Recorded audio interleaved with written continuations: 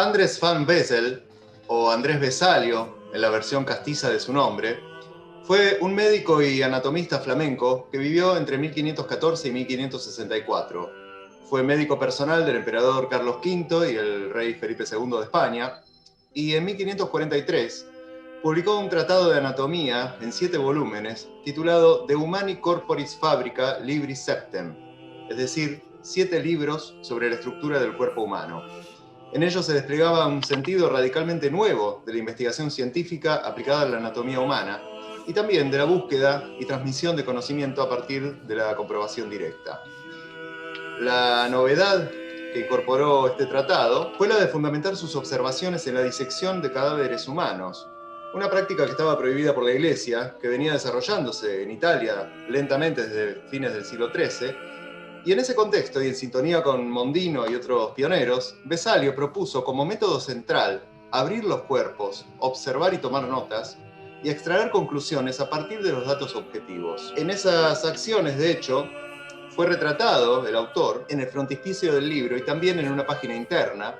donde se repiten sobre la mesa, en ambas imágenes, los instrumentos de la disección junto a una pluma, un tintero y una hoja de papel para tomar notas. La principal novedad en la obra de Vesalio fue precisamente el recurso a las imágenes como un elemento central de la demostración científica.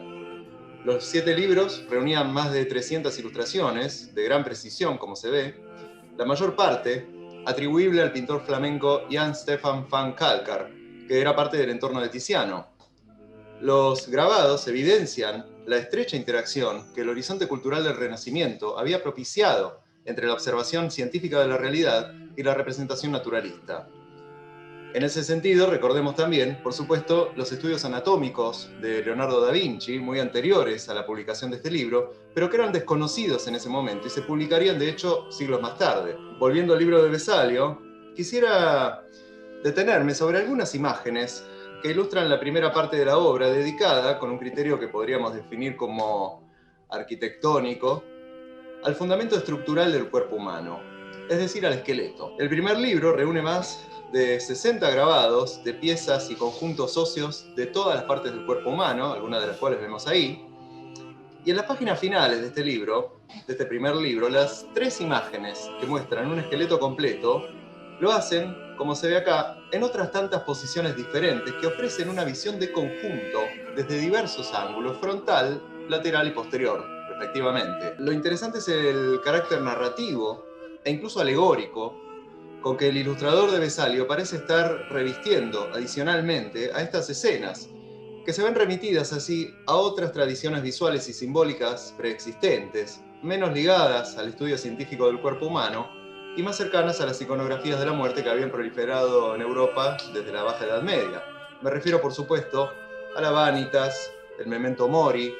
la danza macabra y otros géneros de imagen que funcionaban, como se sabe, como crudos recordatorios del carácter mortal de la carne, lo pasajero del mundo terrenal y la necesidad de preservar el alma inmortal. En ese sentido, es revelador que Vesalio declare en su texto haber pasado largas horas observando huesos en el cementerio de los Inocentes de París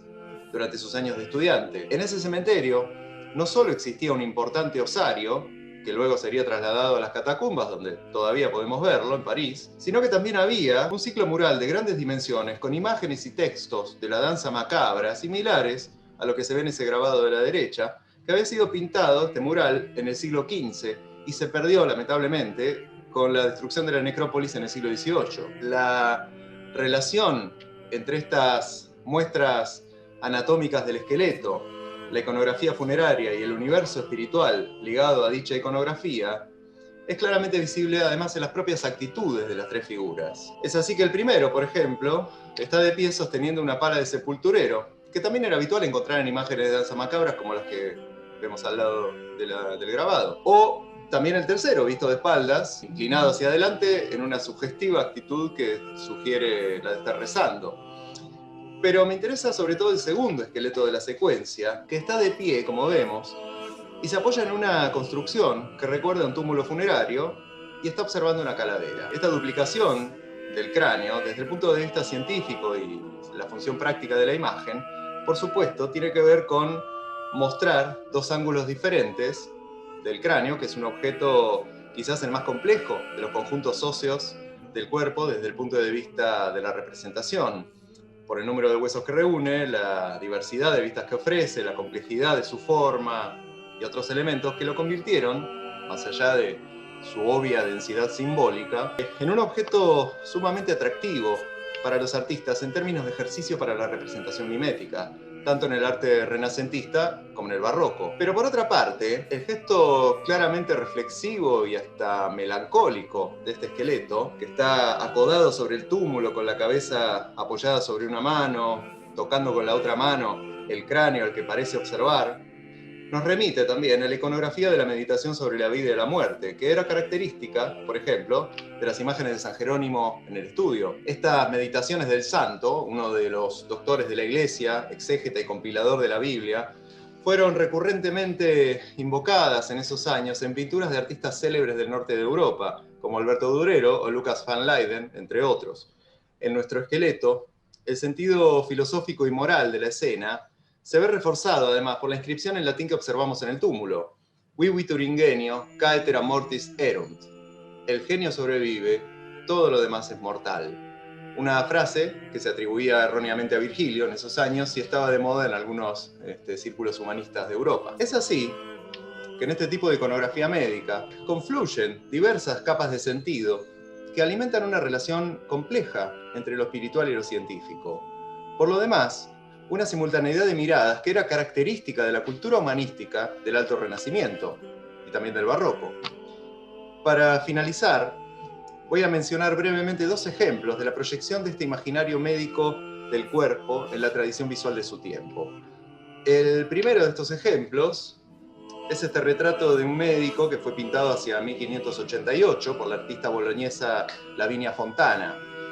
Allí vemos a un hombre ricamente vestido, que muchos han identificado como el médico italiano Girolamo Mercuriale, cercano al entorno de la pintora. Se encuentra sentado en un estudio que tiene al menos algunas referencias inequívocas a la profesión. Una de ellas, la primera, es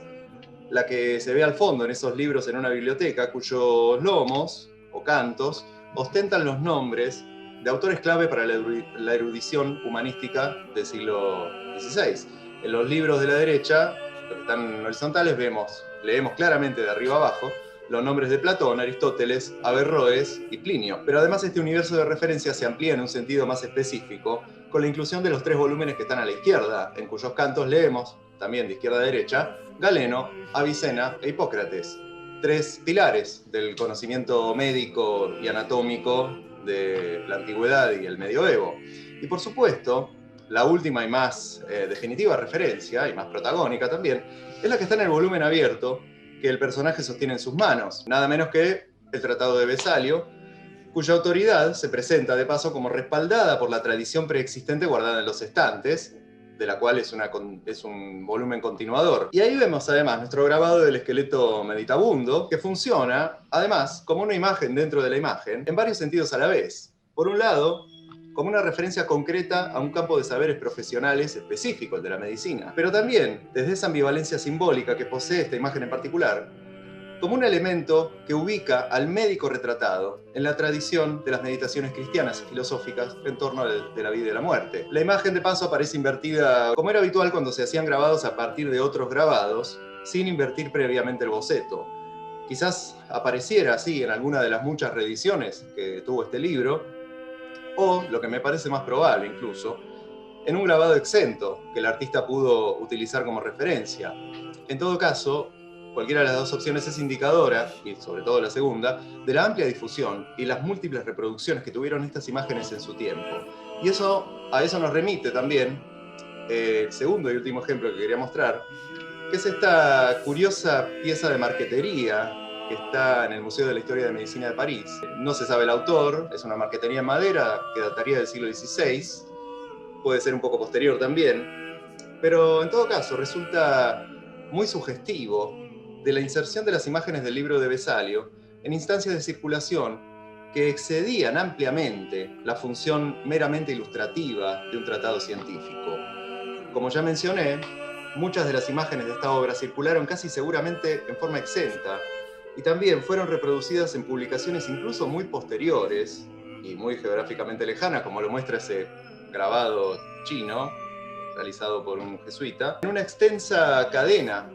de ediciones y reelaboraciones que las popularizaron entre un público mucho más amplio que la comunidad profesional a la que se dirigían inicialmente. Artistas, burgueses, cortesanos y otros sujetos atravesados por una curiosidad científica y humanista, pero también moral y filosófica, buscaron y consumieron estas imágenes que, como suele suceder, fueron objeto de múltiples apropiaciones y resignificaciones en soportes materiales e instancias discursivas sumamente diversas, tanto en el siglo XVI como en la actualidad.